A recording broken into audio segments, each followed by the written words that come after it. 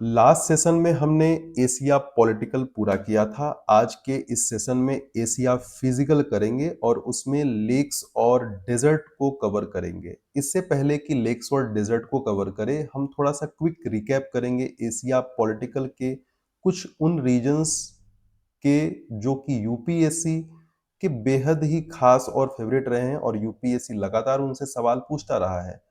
तो उन रीजन्स को एक बार क्विक रिकैप कर लेते हैं। कुछ लोगों को समस्या रहता है कि जो साउथ ईस्ट एशिया का ये वाला जो पार्ट है उसमें लोग भूल जाते हैं कि कौन से कंट्री कहाँ है। तो उसका एक सिंपल सा फॉर्मूला है कि आप एक कंट्री बनाएं और नाम दे दे लाओस।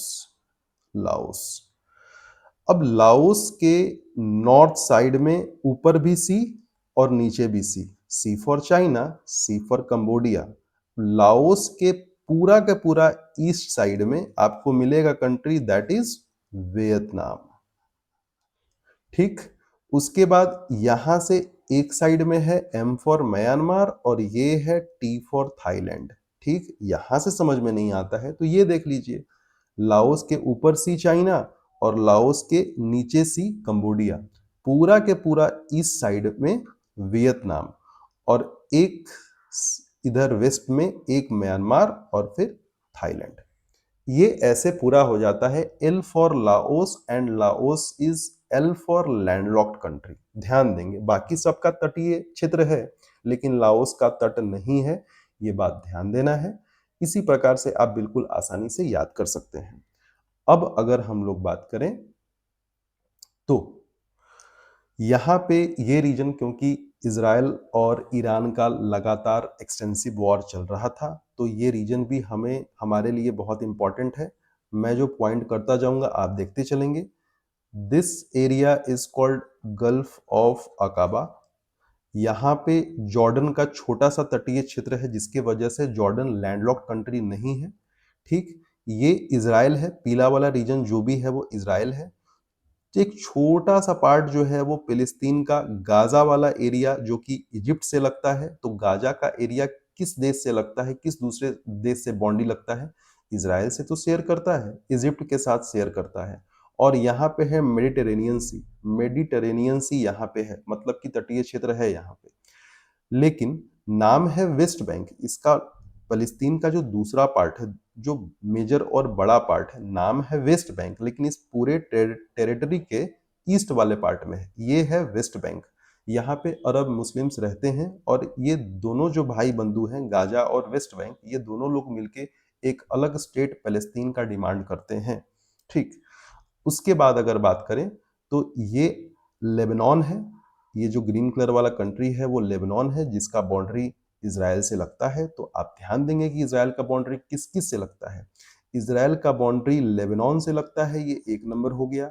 इसराइल का बाउंड्री सीरिया से लगता है, ये दो नंबर हो गया। अब सीरिया का ये जो रेड वाला पार्ट है, रेड वाला पार्ट, ये जो आप देख रहे हैं, ये इसको बोलते हैं गोलन हाइट्स। इसको बोलते हैं गोलन हाइट्स। सीरिया का ये जो पार्ट है इसको बोलते हैं गोलन हाइट्स। क्या है इसका मुद्दा, मैटर क्या है? मुद्दा यह है कि इजराइल ने इसको कैप्चर करके रखा हुआ है।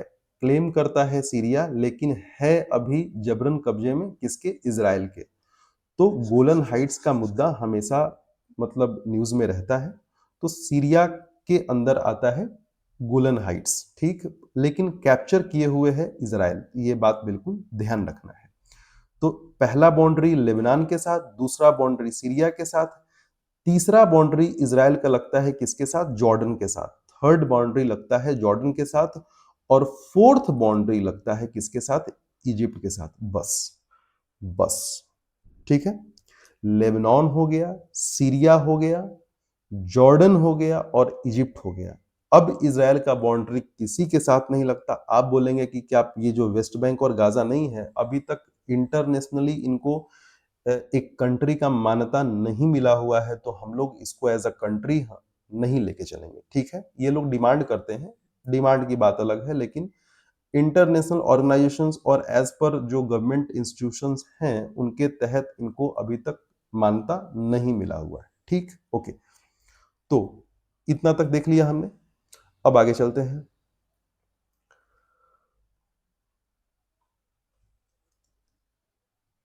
अब ईरान, क्योंकि ऑलरेडी हमने पढ़ा है लेकिन इंपॉर्टेंट है, तो एक बार क्यों ना रिकैप रिवीजन कर लिया जाए। तो क्या हमने देखा था, याद करने का फॉर्मूला क्या था हमारा?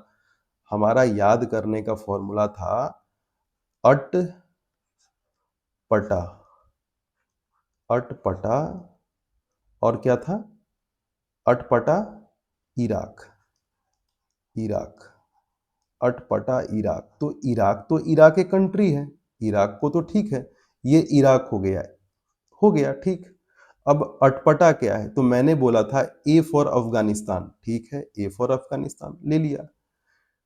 फिर जो दो ए है, ये दोनों लोग आपस में भिड़े रहते हैं सालों भर। कौन है? अर्मेनिया और अजरबैजान। अच्छा, तो ये है अर्मेनिया और ये है अजरबैजान। चलिए, हो गया, इराक भी हो गया, अफगानिस्तान भी हो गया, अर्मेनिया अजरबैजान भी हो गया। टी फॉर तुर्क, हमेशा तुर्क होगा, चाहे वो तुर्की हो या तुर्कमेनिस्तान हो, तो तुर्क हमेशा होगा। देखिए, ये तुर्क और फिर ये तुर्क, तुर्क हमेशा होगा, टी से तुर्क हमेशा होगा, ये टी से तुर्क हमेशा होना ही होना है। तो एक तुर्की और दूसरा तुर्कमेनिस्तान, ठीक है यार। अब पी से क्या बच गया? पी से वही है जिसको कुछ दिन पहले ऑपरेशन सिंदूर में क्या क्या झेलना पड़ा था, ये वही प्यारा पाकिस्तान है। अच्छा, समझ गए ईरान? हाँ, अब ईरान याद हो गया। तो अटपटा इराक, अटपटा इराक, इराक इसलिए क्योंकि इराक खुद ही बाउंड्री शेयर कर रहा है। बहुत बढ़िया, हो गया अटपटा इराक। अटपटा इराक अगर याद है तो ईरान के सारे बाउंड्री हम आसानी से पढ़ सकते हैं। ये हो गया, देख लिया हमने। बाकी ये वाला पार्ट अभी हमने ऊपर किया था, तो इसको फिर दोबारा देखने की जरूरत नहीं है। तो ये वाला हम देख ही लिए, और ईरान के चारों तरफ जो भी इंपॉर्टेंट कंट्री है वो हमने देख ही लिया। ओके, तो अब बात है कि लास्ट लेक्चर में आप अगर आपने ध्यान से देखा होगा तो I was a bit confused, क्योंकि मुझे कहीं ना कहीं याद आ रहा था कि मैंने कहीं देखा है कि प्रीवियस ईयर क्वेश्चंस में पूछा गया है यूएई के जो 7 जो उनके अमीरात से हैं उनके बारे में पूछा गया है। तो लेकिन मैं ये रिकॉल नहीं कर पा रहा था कि वो यूपीएससी ने पूछा है या किसी स्टेट पीसीएस ने पूछा है। तो because I personally prepared for UPSC and I personally मतलब इंगेज्ड या प्रिपेयर्ड फॉर बीपीएससी, तो उसमें मैंने देखा था, लेकिन मैं ये याद नहीं कर पा रहा था कि कहाँ पे मैंने देखा था। तो सबसे पहले तो ये आपके लिए है कि यूनाइटेड अरब अमीरात्स जो है वो 7 अलग अलग अमीरात्स मिलके यूनाइटेड अरब अमीरात्स मिलते हैं, और उन 7 अमीरात्स का नाम यहाँ पे दिया हुआ है। ये आप कृपया करके याद कर ले। Abu Dhabi, Dubai, Sharjah, Ajman, Fujairah, Ras al Khaimah और अल कुवैन।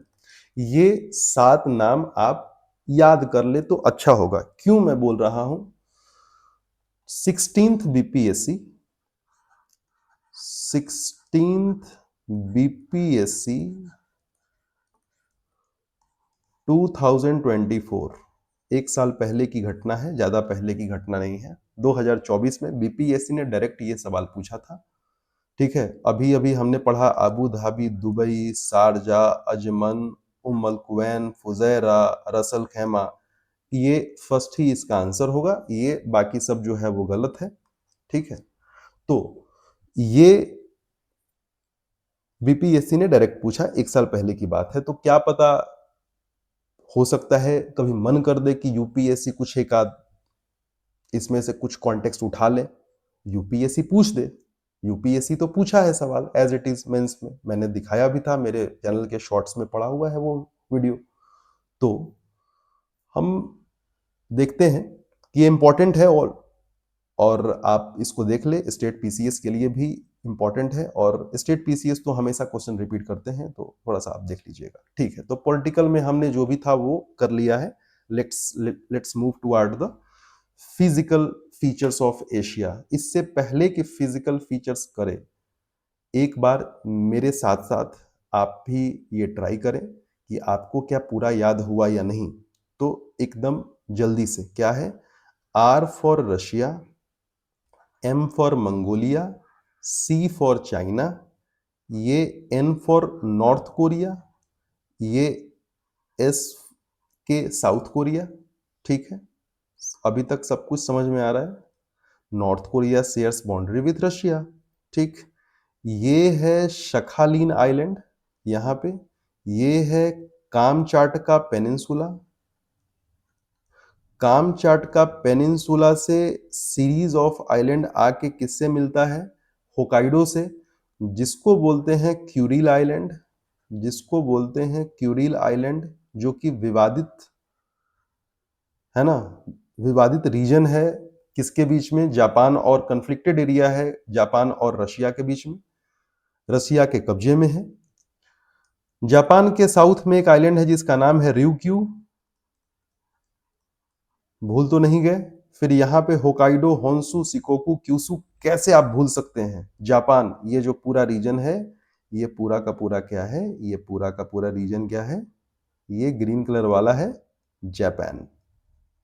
ठीक है, ओके, ग्रेट। ये पूरा ओवरऑल फिलीपींस है।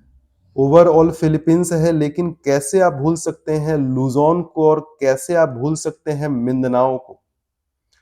ये बीच में एक लाइन है, इस तरफ हो गया पपुआ न्यू गिनी, और इस तरफ है जो पपुआ वाला पार्ट है, ये पूरा पार्ट, ये ऐसे ये पूरा पार्ट आ जाता है किसका? इंडोनेशिया। इंडोनेशिया। अब इंडोनेशिया में कैसे भूल सकते हैं कि ये सुमात्रा हो गया, ये जे फॉर जावा हो गया, इधर बी फॉर बाली हो गया, ये बी फॉर बोर्नियो और कालीमंतन प्रोविंस है। बोर्नियो का ये कालीमंतन प्रोविंस है। ये सी फॉर सेलेबस है, लेकिन इसको एस फॉर सुलावेसी भी बोलते हैं। ठीक, किससे किससे इस इक्वेटर पास कर रहा है? तो रेड से मैं मार्क कर रहा हूं। सेलेबस से इक्वेटर पास कर रहा है, बोर्नियो से इक्वेटर पास कर रहा है, सुमात्रा से इक्वेटर पास कर रहा है। ठीक है, अब यहाँ पे कंट्री है जिसका नाम है एम। एम फॉर इधर मलेशिया और एम फॉर इधर मलेशिया। ठीक, यहाँ पर एक कंट्री है, ये वाले, ये हैं ब्रुनोई, बंदरसरी बेगावन वाले। ठीक, ये जो टिप है, ये जो ये यहाँ पर, ये है एस फॉर सिंगापुर। ये एस फॉर सिंगापुर है। ठीक, अभी तक सब कुछ सही चल रहा है। ठीक है, सही ही रहना चाहिए। अब बात कर लेते हैं कि और क्या क्या है। तो हमने पढ़ा था एल्फ, नहीं, कलर कोडिंग सही नहीं है, कलर कोडिंग ठीक रखना चाहिए। तो देख लेते हैं। हमने देखा था एल फॉर लाओस, तो ऊपर में तो चाइना है, अच्छा बात है। ये इस साइड में वियतनाम है, बहुत अच्छी बात है। ये सी फॉर कंबोडिया, बहुत बढ़िया। टी फॉर थाईलैंड, बहुत अच्छा। ये एम फॉर म्यांमार, क्या बात है। अब बाकी तो नहीं ना भूल रहे हो? B for Bhutan, N for Nepal, B for Bangladesh, S for Sri Lanka, और इधर जो दिया भी नहीं हुआ है फिर भी हम ढूंढ ढूंढ के लिखेंगे, बोलेंगे कि नहीं, हम ढूंढ के बताएंगे। एम फॉर मालदीव्स, बहुत बढ़िया। ये इंडिया हो गया। ये फॉर, ये इंडिया आप लोग को नहीं पता होगा, है ना? ये पता होना चाहिए। इस कंट्री के बारे में मुझे पक्का पता है कि आपको, आप सभी में से किसी को पता नहीं हुआ, इंडिया है ये। अब है कलर कोडिंग चेंज कर देते हैं। इन लोगों को ग्रीन बड़ा पसंद है। P for Pakistan, Afghanistan. ठीक, अब अफगानिस्तान पढ़ ही लिए हैं, तो यहाँ पे T for Turkmenistan, you for Uzbekistan, के फॉर, के फॉर नहीं, गलती हो गया, के नहीं, ये टी है। टी फॉर ताजिकिस्तान, ताजमहल वाला ताजिकिस्तान, और के फॉर किर्गिस्तान, और यहाँ पे के फॉर कजाकिस्तान। बहुत बढ़िया, क्या बात है, एक ही बार में सब आर पार, पूरा मैप पार। ठीक, अब यहां से स्टार्ट करते हैं। ये हो गया ईरान। ईरान, तो ईरान हो गया ना, तो ये हो गया इराक। ये इराक, बहुत बढ़िया। ये है सऊदी अरब, ये है यमन। यमन के पास में एक आइलैंड है जिसका नाम है सोकोत्रा। बड़े बड़े अजीब अजीब पेड़ वहां पे पाए जाते हैं, वहां के वेजिटेशन वनस्पति बड़ा यूनिक है ना। सोकोत्रा आइलैंड बड़ा यूनिक है, लोग वहां पे घूमने जाते हैं, लेकिन हुथी लोगों का कब्जा है तो थोड़ा सा सेफ अनसेफ रहता है। नहीं तो नॉर्मल कंडीशन में टूरिस्ट बड़ा वहां पे बूम करता है। बड़ा यूनिक आइलैंड है सोकोत्रा आइलैंड, यूट्यूब पे आप देख सकते हैं इसके बारे में। ये है ओमान, ठीक। ये यूएई जिसके बारे में, यूएई जिसके 7 अमीरात के बारे में अभी हमने पढ़ा, बीपीएससी ने पिछले ही बार पूछा था, पिछले के पिछले बार, अभी तो 2025 है ना, 2024 में आई थिंक, 2024 में शायद पूछा होगा, 2016 बीपीएससी था है ना 2024 में, तो उस समय ये पूछा गया था। अब कौन सी बात करते हैं, अब बात करते हैं, ये टी फॉर तुर्की हो गया, ये है जी फॉर जॉर्जिया जो कि ब्लैक सी से लगा हुआ है, ये दोनों लोग लड़ते रहते हैं, ए फॉर अजरबैजान और फिर ए फॉर आर्मेनिया। ओके, ये एस फॉर सीरिया है, ये वही सीरिया जिसका गोलन हाइट्स लेके बैठा हुआ है कौन, इजराइल। ये यहाँ पे आई फॉर इजराइल है, सीरिया के बगल में लेबनान होगा, ये गिटार जैसा दिखता हुआ साइप्रस है, और ये है जॉर्डन, ये है जॉर्डन, ठीक। बाकी तो सब ठीक ही है। तो अगर इस प्रकार से इतने कॉन्फिडेंस के साथ अगर हम लोग ब्लैंक शीट लेके, ब्लैंक शीट नहीं मतलब ब्लैंक मैप लेके अगर हम लोग रिवाइज कर लेते हैं तो अपना काम हो जाता है और किसी भी प्रकार का कोई भी दिक्कत नहीं आने वाला है। मैप तो बिल्कुल दिमाग में छपा हुआ होगा, ठीक है। अब आज का फिजिकल वाला पार्ट थोड़ा सा हम लोग पढ़ लेते हैं, जल्दी से कंप्लीट कर लेते हैं। तो लेक्स ऑफ एशिया में अगर बात करें तो सबसे फर्स्ट है बैकाल, बैकाल लेक। दुनिया की सबसे गहरी झील है, डीपेस्ट लेक, रशिया में स्थित है। यहां से लीना नाम की नदी और अंगारा नाम की नदी निकलती है। ध्यान देना है, इतना डिटेल में पढ़ना है। हाँ, डिटेल में तो पढ़ना पड़ेगा क्योंकि यूपीएससी ने अपना लेवल बढ़ा दिया है, तो हमें भी अपना लेवल बढ़ा पड़ेगा, ठीक। ये है लेक बैकाल। लेक बैकाल के बगल में माउंटेन है जिसका नाम है बैकाल माउंटेन, ठीक। ये बैकाल माउंटेन का एक्सटेंशन यहां तक है, ठीक। और यहीं से नदी निकल रही है, इसी बैकाल माउंटेन से नदी निकल रही है लीना। अच्छा, मतलब लीना जो है वो बैकाल लेक से नहीं निकल रही है। मैंने कब कहा कि बैकाल लेक से निकल रही है? बैकाल लेक के बगल में जो बैकाल माउंटेन है वहां से निकल रही है रिवर लीना। कहाँ को जाती है? बहुत दूर जाती है, जहां आप सोच भी नहीं पाओगे। आर्कटिक ओशन जाती है। वाह क्या बात है, आर्कटिक ओशन में जाके अपना पानी ड्रेन करती है। लेक बैकाल से निकलती है और आर्कटिक ओशन जाके अपना पानी ड्रेन करती है।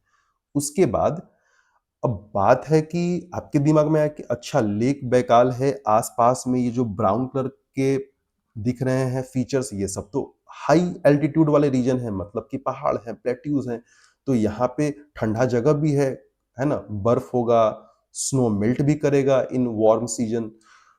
तो जब पानी इकट्ठा होंगे, ये जो चारों तरफ से जो ऊंची जगहों से जो पानी आएगा depressed region that is Lake Baikal में, तो वो पानी जाएगा कहाँ पे? उसका भी उपाय है।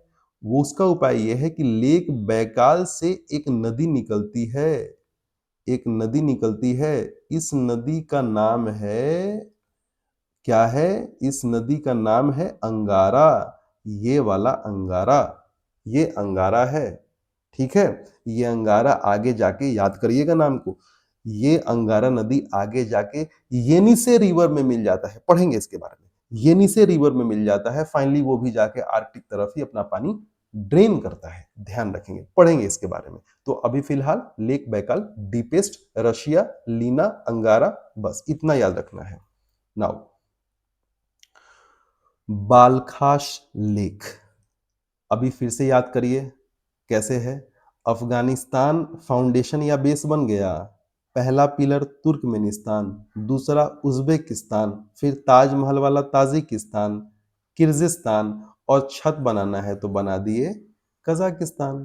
क्या बात है, कैसे याद नहीं होगा सारे कंट्री एशिया के। याद हुआ? इतना बार रिवाइज करने के बाद याद हुआ या नहीं हुआ? याद तो होना ही पड़ेगा। तो यहीं पर है लेक बालखाश। लेक बालखाश कहाँ है? कहाँ है? कजाकिस्तान में है। ध्यान रखने वाली बात है, इसके बारे में कोई डिटेल हम लोग ज़्यादा नहीं पढ़ेंगे। बालखाश याद रखना है, प्रॉपर कजाकिस्तान में है। कोई बाउंड्री, कुछ शेयरिंग, कुछ नहीं। ठीक, ओके। तो नेक्स्ट हमारा लेक कौन है? हमारा नेक्स्ट लेक है अरल सी। ये अरल सी नहीं है, ये मेरे हिसाब से मरल सी है। मरल मतलब हमारे क्षेत्रीय भाषा में जब कोई मर जाता है तो लोग बोलते हैं कि मरल है कि जिंदा है, ऐसे बोलते हैं कि मरल है कि जिंदा है।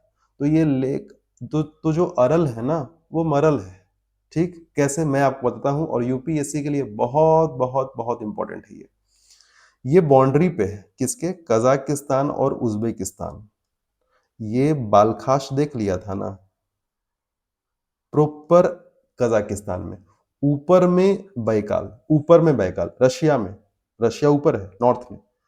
अब है यहां पे, ध्यान से देखिएगा, कुछ चीजें मैं आपको बताना चाहूंगा, कुछ चीजें मैं आपको यहां पे दिखाना चाहूंगा। देखिएगा, ये है Aral Sea, Aral Sea, and this is the boundary between Kazakhstan and Uzbekistan. ये जो ऊपर वाला पार्ट है कजाकिस्तान, ये ऊपर वाला पार्ट है कजाकिस्तान, और ये वाला जो पार्ट है वो उज्बेकिस्तान का है। तो ऑलमोस्ट हाफ ऑफ द अरल सी, आधा अरल सी कहाँ आता है? उज्बेकिस्तान में आता है, ये देख लीजिए। और आधा अरल सी आएगा कजाकिस्तान में। ठीक, ये बात समझ में आता है? अभी तक क्लियर है? अब दूसरा इंपॉर्टेंट चीज, अरल सी का जो सोर्स है, जहां से इसको पानी मिलता है, दो इंपॉर्टेंट नदियां हैं। एक नदी का नाम है सिर दरिया, सिर दरिया, SYR, सिर दरिया। और दूसरा इंपॉर्टेंट नदी है अमू दरिया। अगर मन हो याद करने का तो अमू दरिया पामीर के पहाड़ों से आती है, पामीर माउंटेन से आती है। और सिर दरिया जो है वो तियान शान, जो चाइना वाले जो रीजन में जो माउंटेन है, वहां से निकल के आ रही है, वहां से निकल के आ रही है, वहां से निकल के आ रही है ये सिर दरिया। ठीक, ठीक। और ये जाके अपना पानी ड्रेन कर रही है कहाँ पे? ये अब जाके अपना पानी ड्रेन कर रही है अरल सी में। अभी तक समझ में आ रहा है? ये इन दोनों का सोर्स ऑफ वाटर है। सिर दरिया, अमू दरिया, इन दोनों से पानी जाता है कहाँ? अरल सी में। लेकिन लेकिन लेकिन मैंने क्यों बोला कि अरल नहीं, ये मरल है? देखते हैं। प्रॉपर डेटा के साथ मैं यहां पे बात करूंगा, है ना, बकवास की कोई भी चीज नहीं होगी।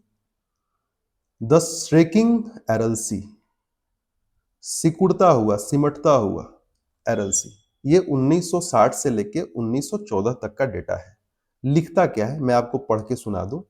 लिखता क्या है कि एक समय पूरे दुनिया का चौथा सबसे बड़ा लेक था, इनलैंड वाटर बॉडी था अरल सी।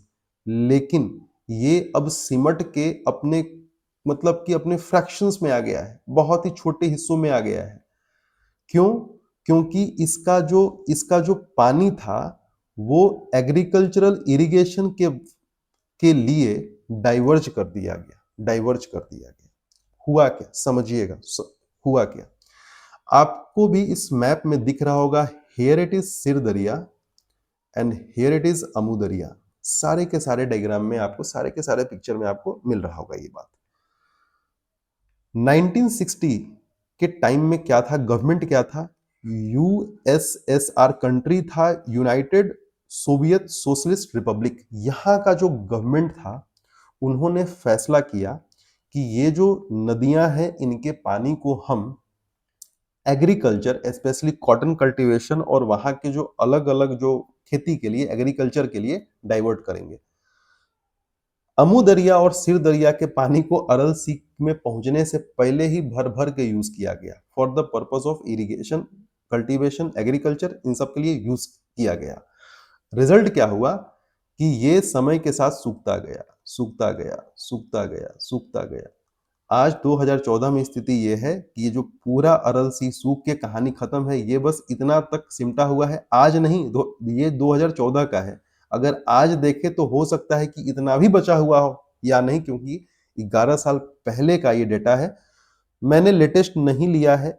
हमें समझने के लिए इतना ही काफी है कि अरल सी कंटिन्यूअसली सूखता जा रहा है, ऑलमोस्ट डेड। ठीक है, आप गूगल या यूट्यूब पे भी इसको कंफर्म कर सकते हैं। अब क्योंकि क्योंकि इंडिया के लिए, अगर हम लोग इंटरनेशनल रिलेशंस पढ़ते हैं तो इंडिया के लिए सेंट्रल एशिया बहुत मायने रखता है।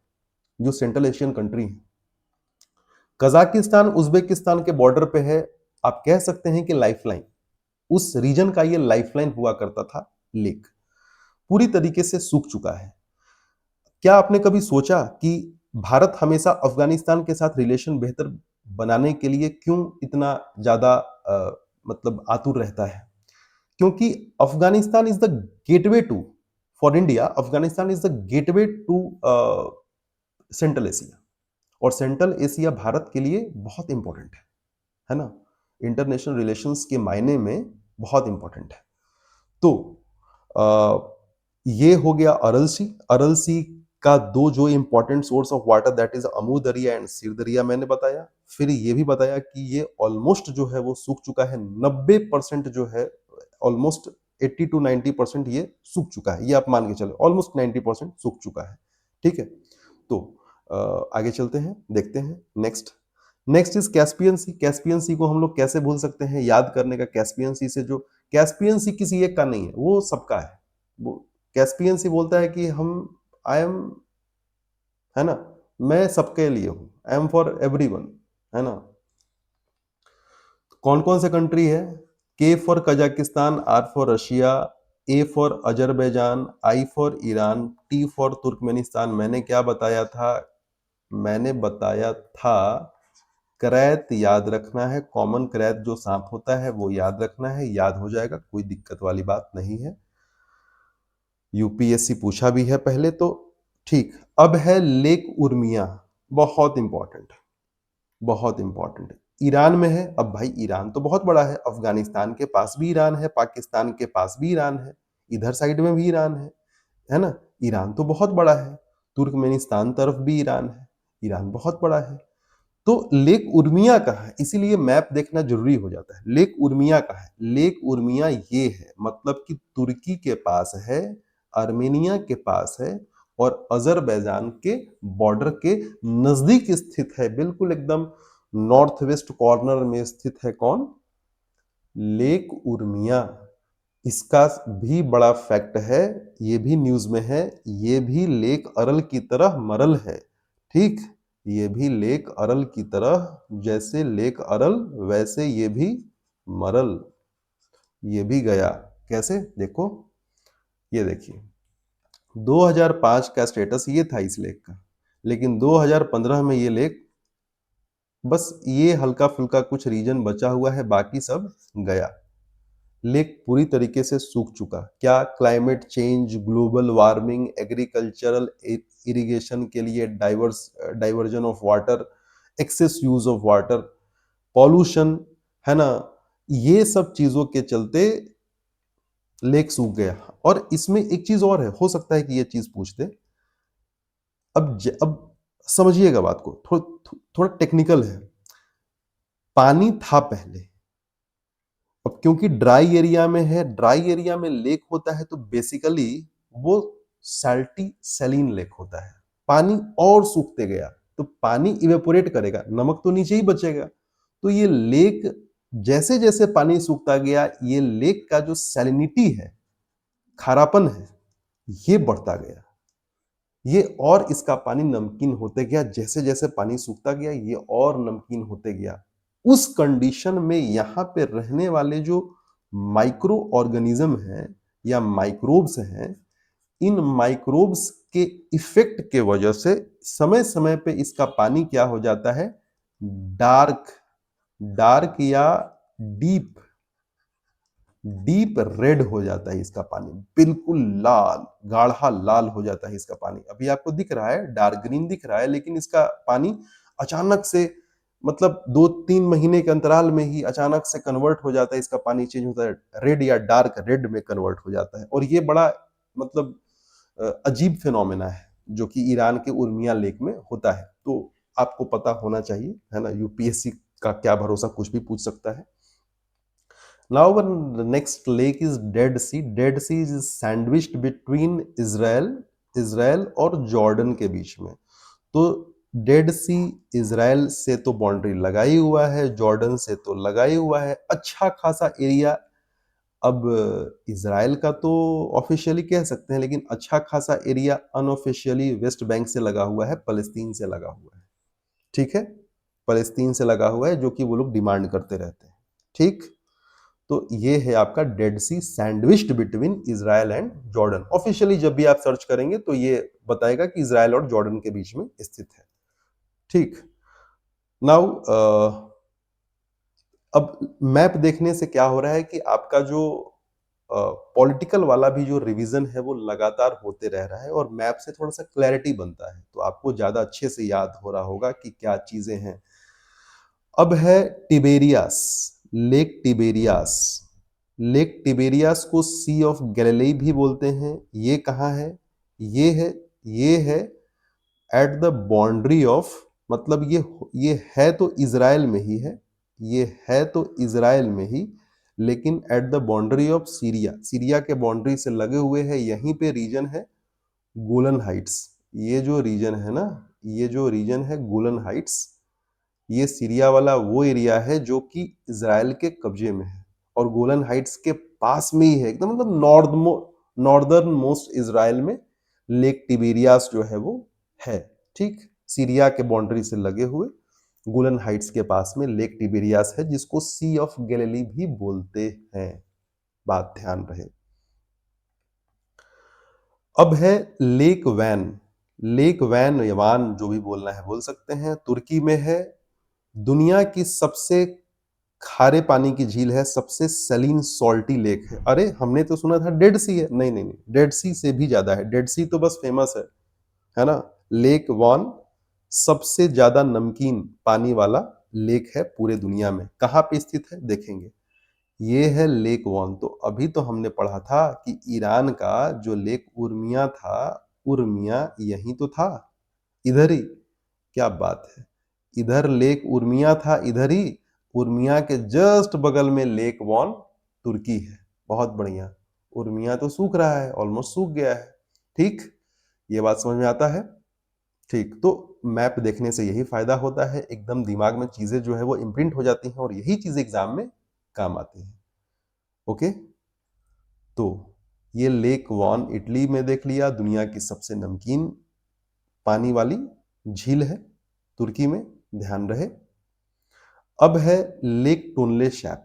लेक टोनले सैप का क्या फीचर है, क्या इंपॉर्टेंस है? तो इंपॉर्टेंस ऐसा है कि साउथ ईस्ट एशिया की ये सबसे बड़ा, साउथ ईस्ट एशिया का सबसे बड़ा फ्रेश वाटर लेक है टोनले सैप। अपने आप में बहुत इंपॉर्टेंट है, अपने आप में बहुत इंपॉर्टेंट है।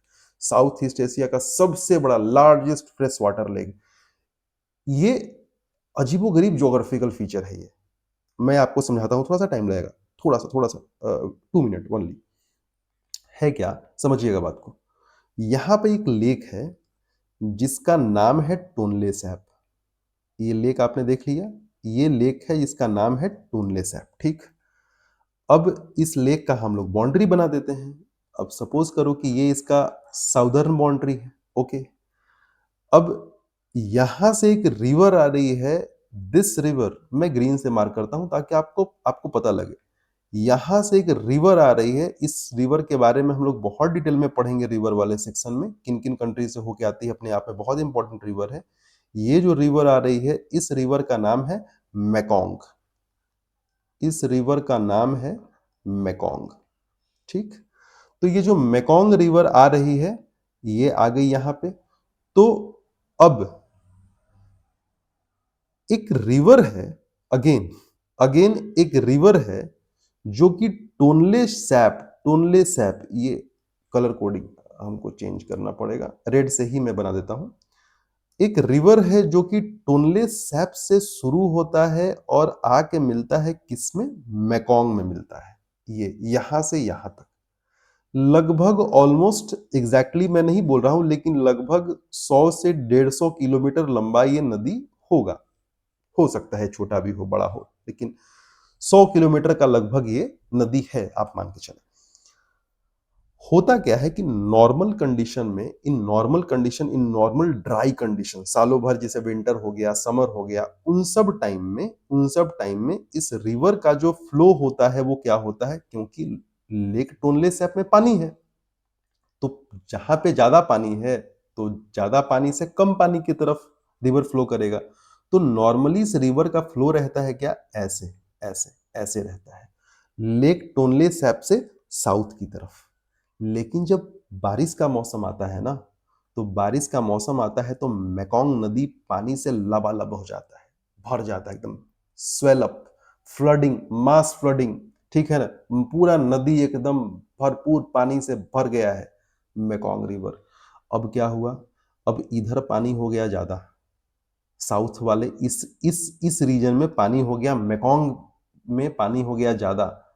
अब क्या होगा, बरसात के मौसम में ये नदी जो है वो क्या बहने लगेगी, ये उल्टा बहने लगेगी, अपोजिट बहना शुरू कर देती है, उल्टा बहना शुरू कर देती है, जिसके वजह से लेक टोनले सैप का एरिया जो है, लेक टोनले सैप का एरिया जो है वो बड़ा हो जाता है और मास फ्लडिंग इस एरिया में होता है। और आप कह सकते हैं कि कंटिन्यूअस वाटर का सोर्स भी ये फीचर है, कि हर साल जो है वो जो रिवर्स वाटर जो आता है ना मेकोंग से, उसके वजह से ये रिवर जो है, जो लेक जो है, वो अच्छा खासा वाटर अपने पास रिजर्व करके रख लेता है, ताकि पूरे साल एक सस्टेनेंस जो है वो चलता रहे।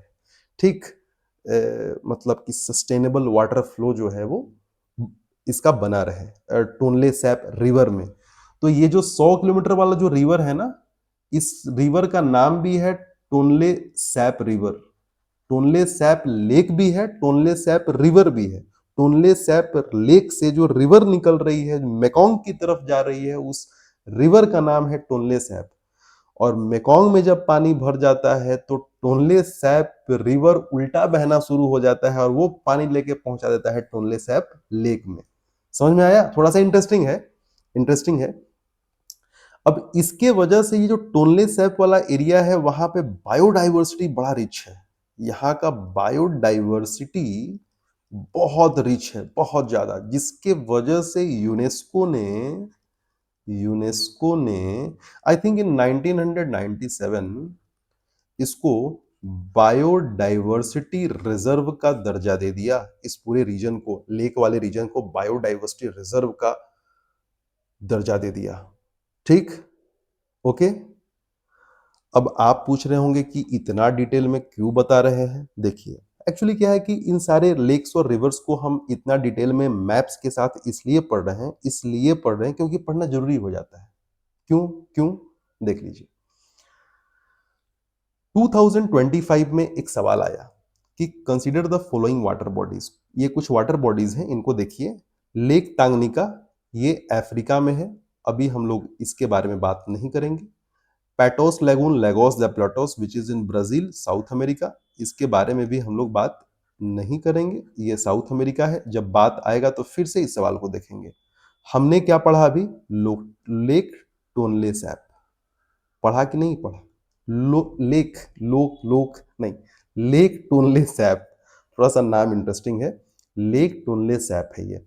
तो लेक टोनले सैप के बारे में पूछता है कि क्या, अब क्वेश्चन क्या है, through how many of them does the equator pass, इनमें से कितने लोगों से इक्वेटर पास करता है। हम इसके बारे में बात नहीं कर रहे हैं, इसके बारे में बात नहीं करेंगे, पढ़ेंगे तो वहां पे देखेंगे। इसके बाद एशिया तो पूरा का पूरा पढ़ लिया है, तो हमने तो पहले ही पढ़ा था कि सबसे नीचे एशिया के एक्सट्रीम साउथ में एक कंट्री है जिसका नाम है इंडोनेशिया। इंडोनेशिया, और अगर डिटेल याद है तो इंडोनेशिया में, और अगर डिटेल याद है तो इंडोनेशिया में क्या क्या क्या था। एक था सेलेबस, जिसको सुलावेसी भी बोलते थे। फिर था बोर्नेओ, बोर्नेओ, और फिर क्या था, सुमात्रा। इन्हीं से तो इक्वेटर पास कर रहा था। तो कहाँ इंडोनेशिया इतना नीचे, कहाँ, किस कंट्री में है, तो इतना बड़ा नाम दिया ही हुआ है, कंबोडिया में है ये, कंबोडिया में है ये, सिंपल सी बात है। तो जब कंबोडिया में है तो इतना नीचे इतना ऊपर, तो 100% चांसेस है कि इक्वेटर इससे पास नहीं करेगा, नहीं करेगा। ऐसे ही क्वेश्चन का आंसर हमें ढूंढना पड़ता है, क्योंकि हमें नहीं पता एग्जाम में क्या आने वाला है, हमें तैयारी ऐसे ही करना पड़ता है। और अलग अलग साल भर या 2 साल 5 साल जो नॉलेज हम लोग इकट्ठा करते हैं ना, उस नॉलेज के कुछ फ्रेगमेंट्स को जुटा जुटा के हम लोग अपना आंसर निकालने का प्रयास करते हैं प्रीलिम्स, इसलिए तो प्रीलिम्स इतना टफ हो गया है। तो इसलिए इसी प्रकार से पढ़ना होगा, और स्टेट पीसीएस में भी ये चीजें बहुत हेल्प करेंगी, और प्रश्न आ रहे हैं स्टेट पीसीएस में भी, आप देख सकते हैं। ठीक, आगे चलते हैं। नेक्स्ट, हमने लेक्स पूरा किया, now let's move toward the desert. Desert को थोड़ा सा कर लेते हैं, डेजर्ट ज्यादा नहीं है। तो एक बात, यूपीएससी ने आज तक डेजर्ट के बारे में कुछ एक्स्ट्रा और स्पेशल फीचर नहीं पूछा है, हम लोग करने भी नहीं वाले हैं कुछ ज्यादा डिटेलिंग डेजर्ट के बारे में। मेरे पास एक सिंपल सा लिस्ट है डेजर्ट का, वो बस देखिए और आपका काम हो जाएगा। यही है वो लिस्ट, आप देखिए और आपका काम हो जाएगा। ठीक, देख लेते हैं नाम। Rub al Khali, Saudi Arabia. Nefud, Saudi Arabia. Negev desert, Israel. Dasht e Kavir, मतलब ईरान को इजराइल ने इतना बम गिराया ईरान पे कि दस्त हो गया, तो ऐसे आप याद रख सकते हैं, दस्ते काबिर और दस्ते लुट। ठीक है ना, सॉरी भाई ईरान वाले, बुरा मत मानना, बस याद करने का तरीका मैं बस बता रहा हूं। और दूसरे, काराकुम डेजर्ट तुर्कमेनिस्तान और किजिलकुम उज्बेकिस्तान। टकला मकान, ये तो आपको याद ही हो जाएगा, नाम बड़ा इंटरेस्टिंग है, चाइना में है। ऑर्डोस भी चाइना में है। गोबी डेजर्ट जो है वो चाइना और मंगोलिया शेयर करता है बाउंड्री। एशिया का बिगेस्ट डेजर्ट है ये गोबी डेजर्ट है, ऐसा डेजर्ट जो कि यहाँ पे मस्त बर्फबारी और स्नो क्लेडेड माउंटेन्स पाए जाते हैं। बहुत अच्छा, जबरदस्त है ना, बहुत ठंड होता है वहां पे। ये लिस्ट है। जब भी यूपीएससी ने तो ऐसा कुछ स्पेशल फीचर डेजर्ट के बारे में मैपिंग में पूछा नहीं है। और स्टेट पीसीएस भी अगर पूछते हैं तो सीधे सीधे अगर कंट्री का नाम याद हो तो आपका आंसर बन जाएगा, आपका क्वेश्चन कन्वर्ट हो जाएगा। इसमें डिटेलिंग की जरूरत नहीं है, जहां पे नहीं जरूरत है बेकार का टाइम वेस्ट नहीं करना है। फिर भी आप में से कुछ लोगों को लगे कि नहीं हम तो मैप से ही याद करेंगे, तो बस आपके लिए ही ये व्यवस्था है। कुछ एक्स्ट्रा भी है, आपको लगे तो अगर आपका मन करे तो वो भी रट लेना। ठीक है, तो हमने जो जो भी देखा था, टकला मकान है, गोभी है, ऑर्डोस है, ये बाकी भी है, अगर मन करे तो देख सकते हो। थार भी है इंडिया वाला, दस्ते लूट है, दस्ते काबिर है, किजिलकुम है, काराकुम है, सीरियन भी है, मेसोपोटामियन भी है। फिर उसके बाद अरबियन में इधर ही नेफुद होगा, रबल खली है, नेगेव डेजर्ट है, मतलब सारा चीज दिया हुआ है। तो ये नॉर्मली आप याद कर सकते हैं, एक ही जगह सारी व्यवस्था दी हुई है, कोई ऐसी दिक्कत की बात नहीं है। तो हमने पॉलिटिकल बहुत अच्छे से कंप्लीट किया है, मुझे नहीं लगता कि इससे बेटर तरीके से पॉलिटिकल और कवर हो सकता है। फिजिकल में हमने लेक्स को बहुत डिटेल में पढ़ा है, बहुत डिटेल में देखा है। डेजर्ट भी हमने एशिया का कंप्लीट किया है। पिछले 10-12 सालों का बात करें तो शायद ही यूपीएससी ने डेजर्ट से कुछ कुछ क्वेश्चन पूछा होगा, इन प्रीलिम्स की अगर बात करें तो। और अगर पूछा होगा तो मैं वो देख लूंगा, मेरे हिसाब से तो नहीं है जहां तक मुझे याद है। और फिर अब लोग हम जो नेक्स्ट क्लास है, नेक्स्ट लेक्चर है, जब मिलेंगे 2-3 दिन के आराम के बाद, तब हम लोग बात करेंगे रिवर्स और माउंटेन्स के बारे में। We will starts with mountains and then we will move forward to the rivers. तो एक दिन में रिवर और माउंटेन्स करेंगे, फिर जो है वो एक बार में ट्राई करेंगे कि इसका जो स्ट्रेट है, वाटर बॉडीज है, जो एक्स्ट्रा वाटर बॉडीज है जैसे सी है और स्ट्रेट है, उसको पूरा करें। 1 से 2 क्लास हो सकता है, क्योंकि एशिया पढ़ना है तो थोड़ा सा टाइम तो लगेगा ही। थैंक यू वेरी मच, आज का सेशन इतना ही तक था। देखिए, एंजॉय कीजिए और बताइए कि सीरीज कैसा है, और क्या क्या सुधार लाने की जरूरत है, और क्या क्या चाहिए आपको। कुछ सजेशन हो तो जरूर बताइएगा। Thank you, bye.